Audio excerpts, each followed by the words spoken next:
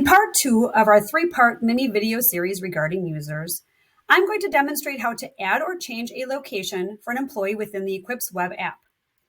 If an employee needs access to equipment at multiple locations, or if that individual has moved to a different branch, you can add or update this information within the website.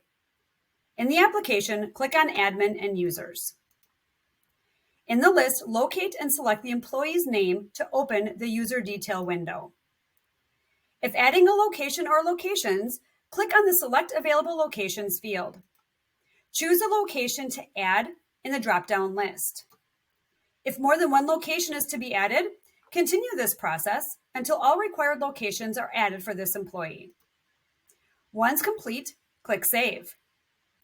Now, if removing a location or locations for an employee, click on the X next to the name of that location to be removed in the Select Available Locations field. Continue this process as needed. Make sure to click Save when done. When changing the employee's location altogether, remove the available location in the Select Available Locations box. Then click Select a Default Location and choose one from the drop-down. Once done, click Save. Please watch the other videos in this series to learn more about user setup within the Equips web application.